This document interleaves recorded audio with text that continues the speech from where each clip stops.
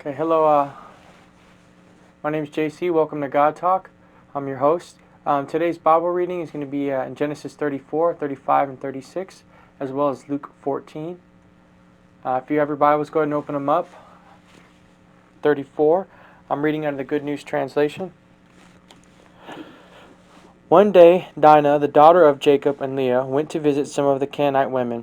When Shechem, son of Hamor the Hivite, who was chief of that region, saw her, he took her and raped her.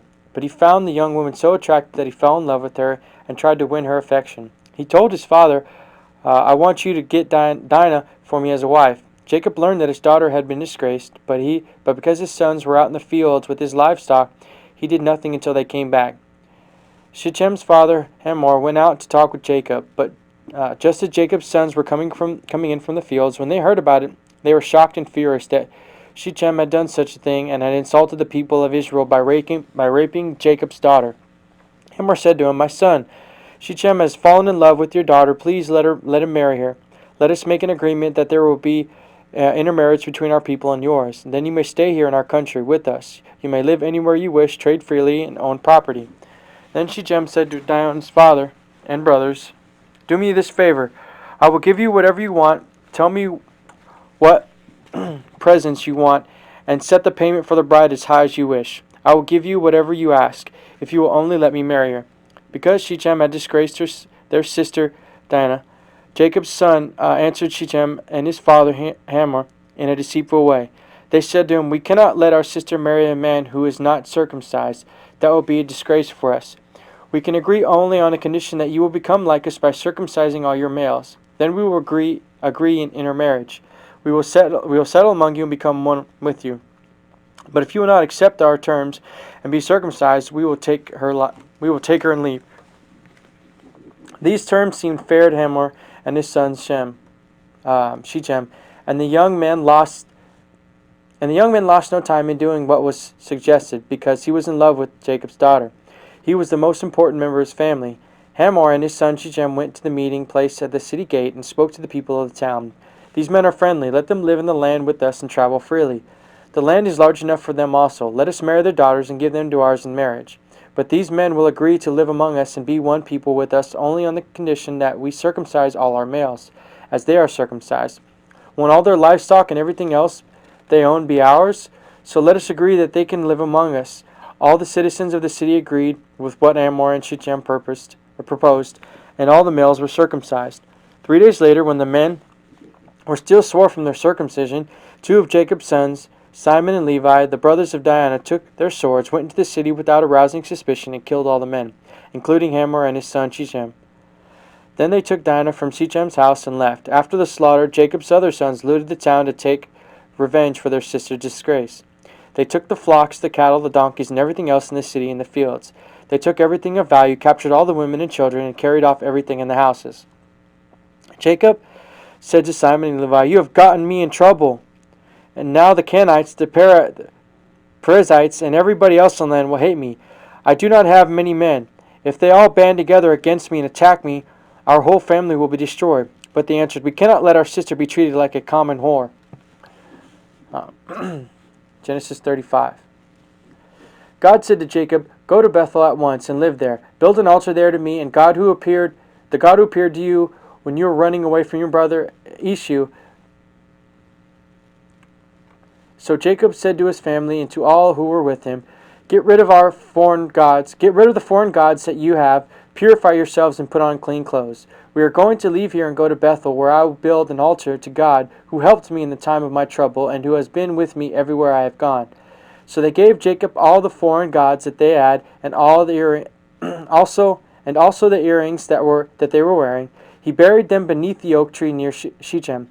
When Jacob and his sons started leaving, great fear fell on the people of the nearby towns, and they did not pursue them. Jacob came with all his people to Luz, which is now known as Bethel, in the land of Canaan. He built an altar there and named the place for the God of Bethel, because God had revealed himself to him there when he was running away from his brother.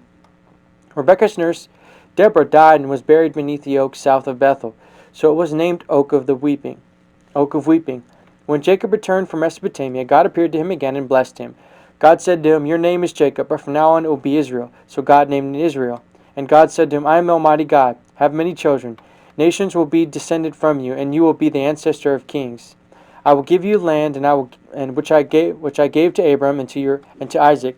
I will also give it to you, your descendants after you. Then God left him. There where God had spoken to him, Jacob set up a memorial stone and consecrated it by pouring wine and olive oil on it. He named the place Bethel. Jacob and his family left Bethel, and when they were still some distance from Yirpreth, the time came for Rachel to have her baby, and she was having difficult labor. When her labor pains were at the worst, the midwife said to her, Don't be afraid, Rachel, it's another boy. She was dying. And as she breathed her last, she named her son Benoni. But his father named him Benjamin. When Rachel died, she was buried beside the road of Ephrath, known now as Bethlehem. Jacob set up a memorial stone there, and it still marks Rachel's grave to this day. Jacob moved on and set up his camp on the other side of the Tower of Eder. While Jacob was living in that land, Reuben had sexual intercourse with Bilhah, one of his father's concubines. Jacob heard about it and was furious. Jacob had 12 sons. The sons of Leah were Reuben, Jacob's oldest, Simon, Levi, Judah, Issachar, and Zebulun. The sons of Rachel were Joseph and Benjamin. The sons of Rachel's slave Bilhah were Dan and Naphtali. The sons of Levi's slave Zilpah and Gad and Asher were the sons born in Mesopotamia. Jacob went to his father Isaac at Mamre, near Hebron, where Abraham and Isaac had lived. Isaac lived to be 180 years old and died at a ripe old age, and his sons Esau and Jacob buried him. Genesis 36. These are the descendants of Esau, also called Edom. Esau married Canaanite women: Adah, the daughter of Elon the Hittite; Oholibah, the daughter of Anah, son of Ziban the Hivite; and Basemath, the daughter of Ishmael and sister of Nebaioth. Adah bore Elspeth. Basemor bore Ruel, and Oholibah bore Jeshua, Jewish, Jalam, and Korah. All the sons were born to Esau in the land of Canaan. Then Esau took his wives, his sons, his daughters, and all the people of his house, along with all his livestock and all the possessions he had gotten in the land of Canaan, and went away from his brother Jacob to another land. He left because the land where he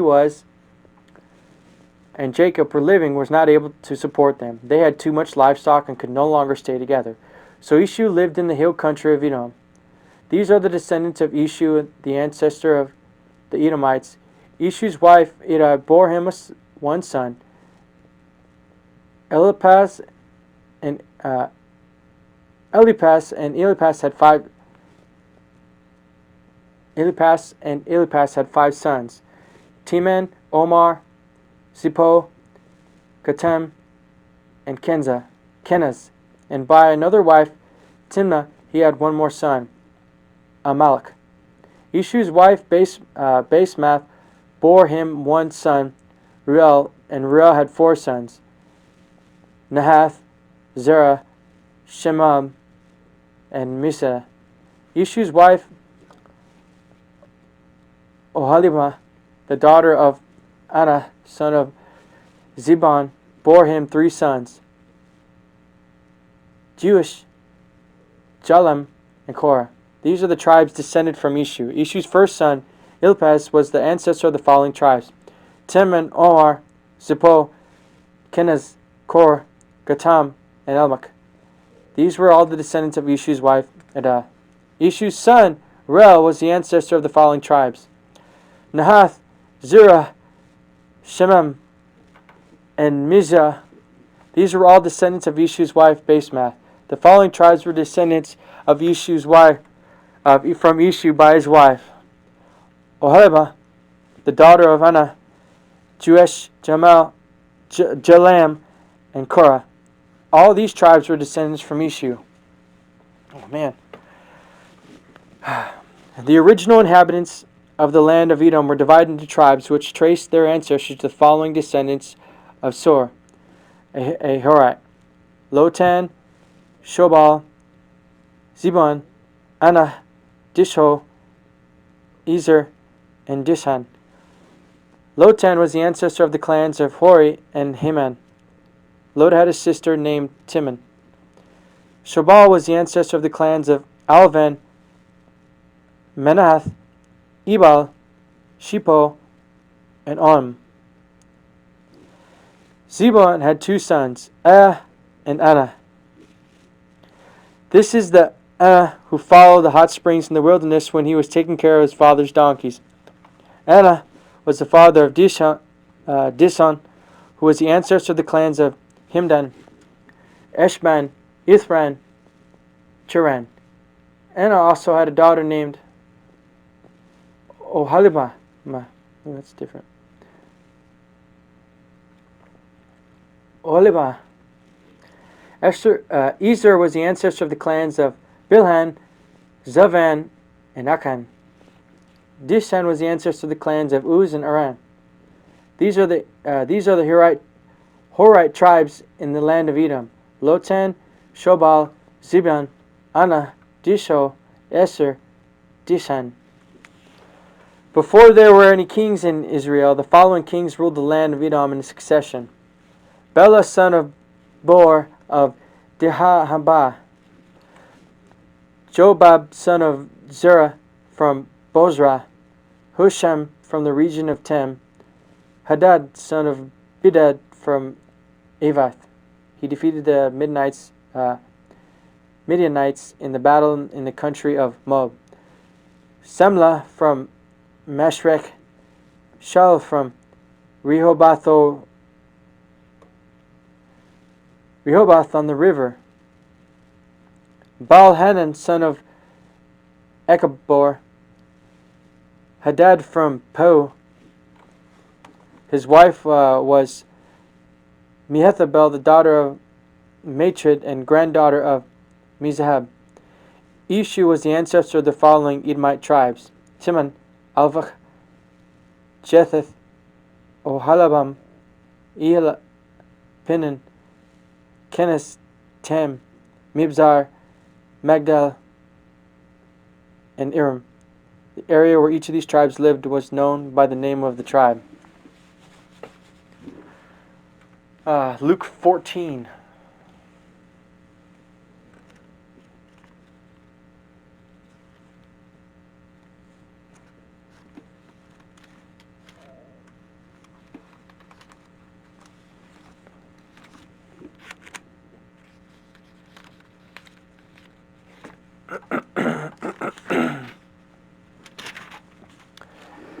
Alright, Luke 14 reads, One Sabbath, Jesus went to eat a meal at the home of one of the leading Pharisees, and the people were watching Jesus closely.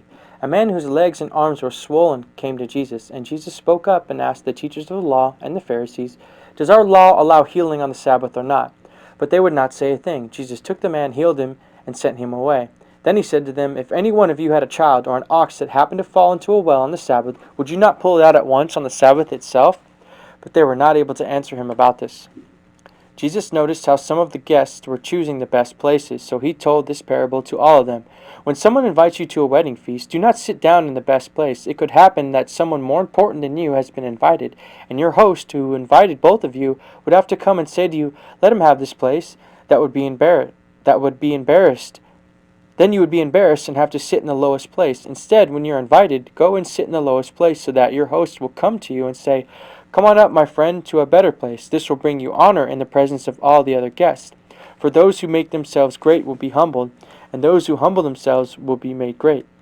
Then Jesus said to his host, When you give a lunch or a dinner, do not invite your friends or your brothers or your relatives or your rich neighbors, for they will invite you back. In this way you will be paid for what you did. When you give a feast, invite the poor, the crippled, the lame, and the blind, and you will be blessed, because they are not able to pay you back. God will repay you on the day the good people rise from dead. When one of the guests sitting at the table heard this, he said to Jesus, How happy are those who sit down at the feast in the kingdom of God? Jesus said to him, There was once a man who was giving a great feast, to which he invited many people. When it was time for the feast, he sent his servant to tell his guests, Come, everything is ready. But they all began one after another to make excuses. The first one told his servant, I have bought a field and must go and look at it.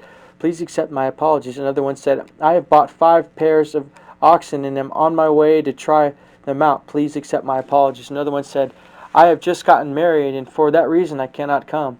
The servant went back and told all this to his master. And the master was furious and said to his servant, Hurry up out to the streets and alleys of the town, and bring back the poor, the crippled, the blind, and the lame. Soon the servant said, Your order has come. Your order has been carried out, sir, but there is room for more. So the master said to the servant, Go out to the country roads and lanes and make people come in, so that my house will be full. I tell you all that none of those who were invited will taste my dinner. Once when large crowds of people were going along with Jesus, he turned and said to them, Those who come to me cannot be my disciples unless they love me more than they father, love father and mother, wife and child, brothers and sisters, and themselves as well. Those who do not carry their own cross and come after me cannot be my disciples. If one of you is planning to build a tower, you sit down first and figure out what it will cost, to see if you have enough money to finish the job. If you don't, you will not be able to finish the tower after laying the foundation. And all who see what happened to me will make fun of you.